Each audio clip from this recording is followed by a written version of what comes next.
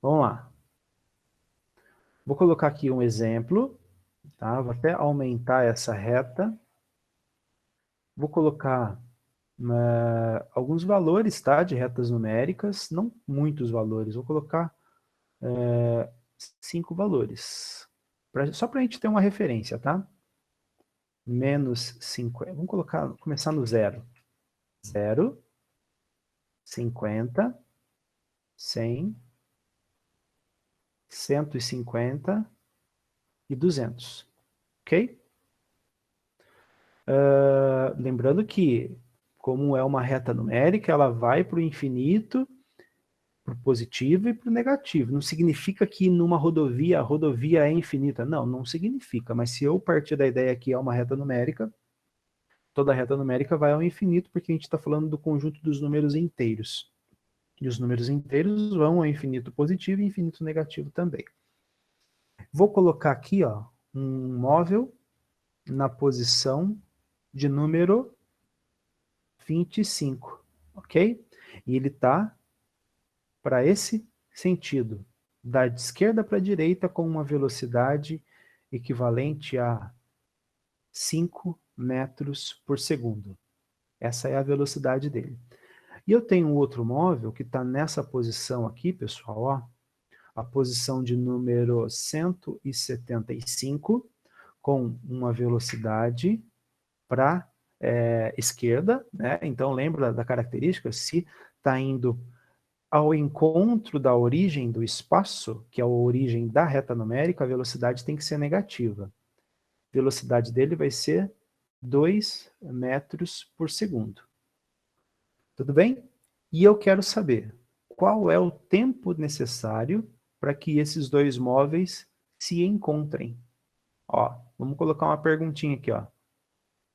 Qual é o tempo necessário para o cruzamento?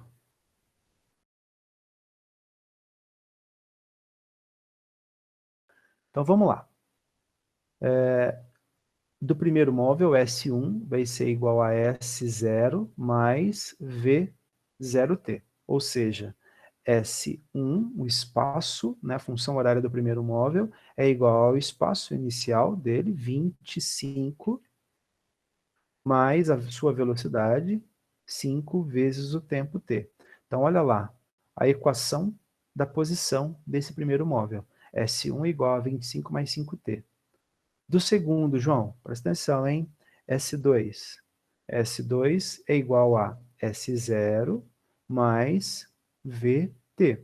Ou seja, S2, o espaço inicial dele, ó, é 175 metros. A velocidade, como ela está indo para o sentido oposto, ou seja, ao encontro da origem dos espaços aqui na reta numérica, a velocidade tem que ser negativa. Certo? Então, ao invés de colocar mais VT aqui, eu vou colocar menos VT, porque está no sentido oposto. Menos 2 vezes o tempo. Então, essa é a equação horária do segundo móvel.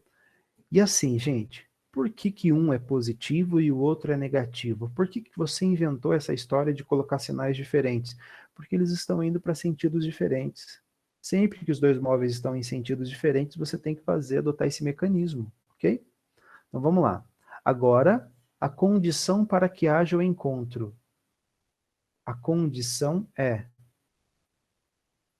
S1 tem que ser igual a S2. Essa é a condição. Não vai acontecer o encontro se um tiver em 50 e outro tiver em 100, ou em 25, o outro tiver a 30. Não, não vai acontecer. Os espaços precisam ser os mesmos. É igual se tivesse assim com as mãos para o lado de fora do carro e o outro carro vem na direção, você tenta bater na mão da outra pessoa. Isso só vai acontecer se você estiver na mesma posição que o outro. Ok? Então, S1 tem que ser igual a S2. E sabemos que S1 é 25 mais 5t, que é igual ao S2, 175 menos 2t.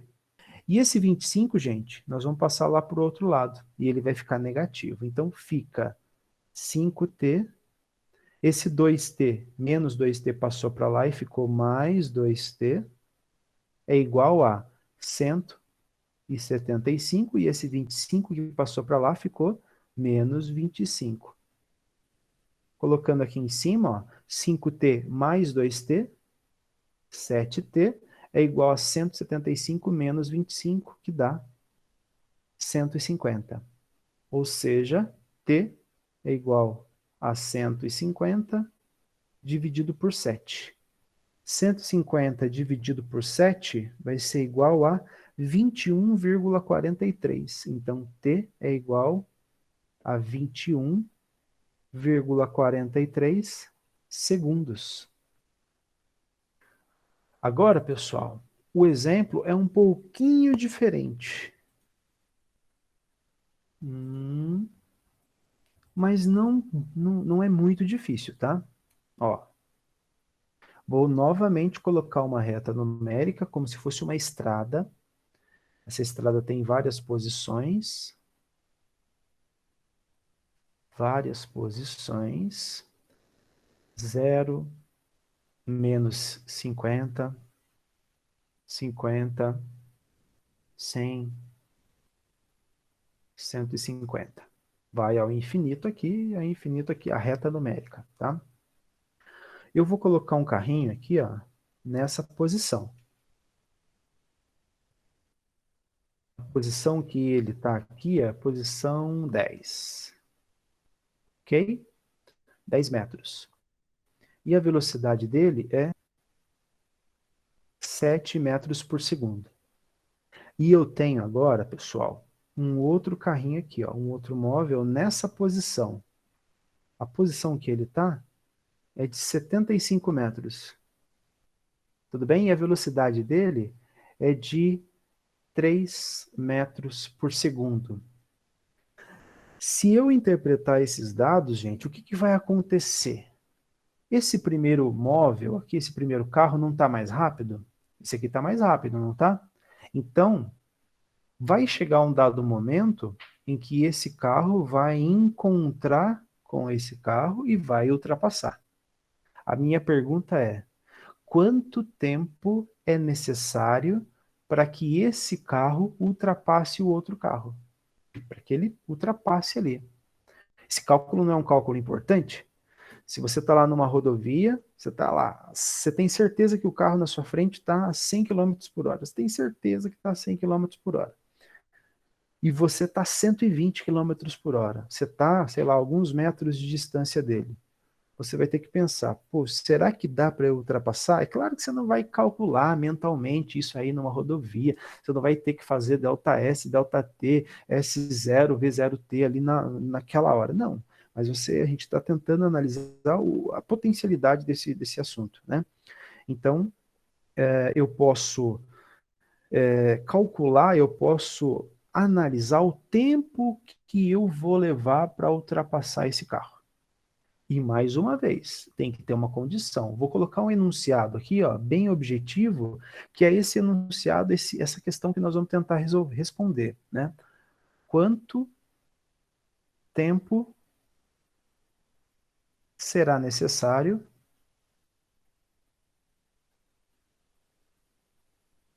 para a ultrapassagem?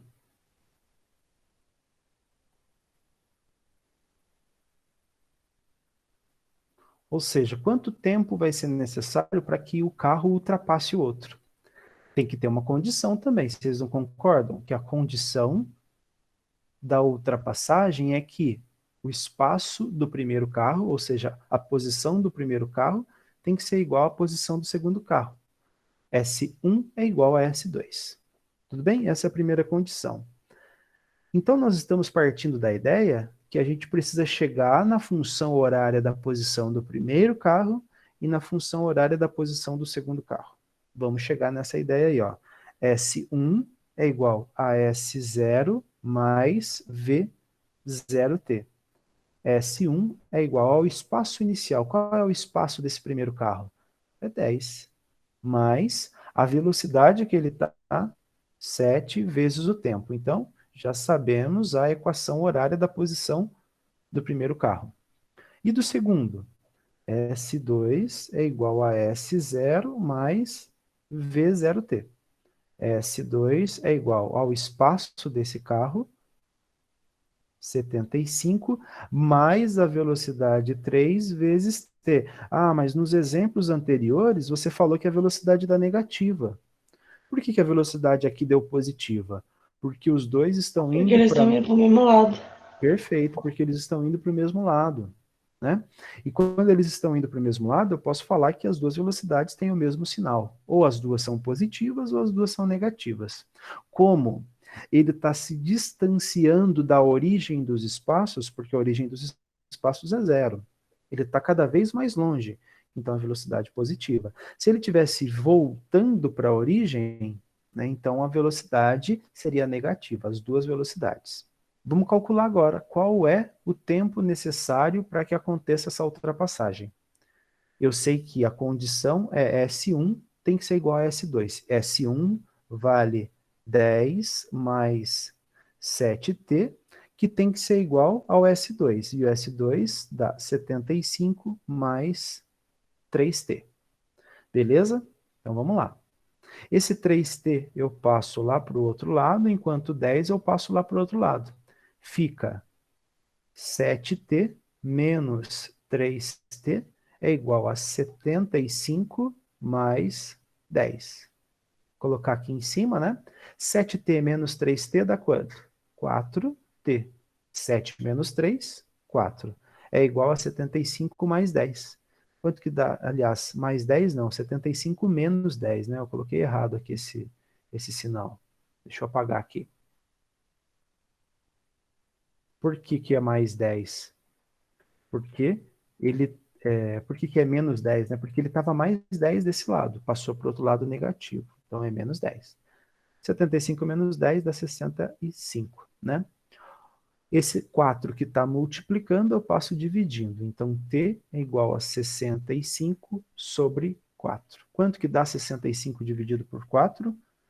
65 dividido por 4 dá 16 segundos para pouco mais, né, de 16 segundos para acontecer essa ultrapassagem. Gente, é lógico que eu estou partindo da ideia que o movimento é um movimento uniforme, ou seja, a velocidade vai ser sempre constante. O que não acontece numa rodovia, né? Porque numa rodovia a potência do motor influencia muito na velocidade. Se tem algum obstáculo, né? Se ele tem que desviar de alguma coisa, ele vai alterar a sua velocidade. Se ele encontra uma lombada, ele vai ter que diminuir ou ele pode aumentar numa subida. O carro tende a diminuir a sua velocidade dependendo da potência, assim como na descida ele tende a aumentar essa velocidade. Então nós não estamos ainda considerando esses fatores. Nós estamos considerando apenas a ideia de um movimento com velocidade constante, ou seja, do movimento uniforme. Beleza, gente? Tranquilo? Então, eu vou deixar 4 exercícios aqui para vocês fazerem. 1, 2, 3, 4.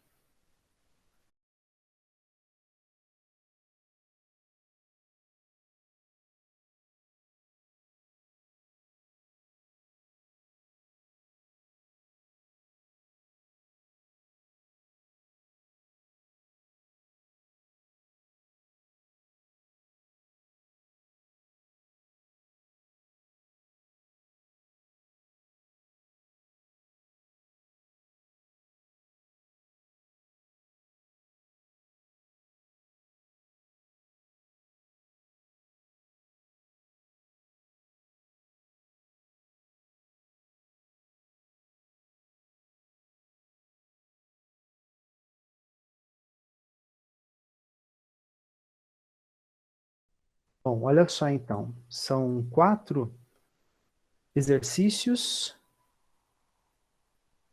Bom, então são 4 exercícios aqui, utilizando esse mesmo princípio, né, do tempo necessário para que aconteça o encontro de dois móveis no movimento uniforme.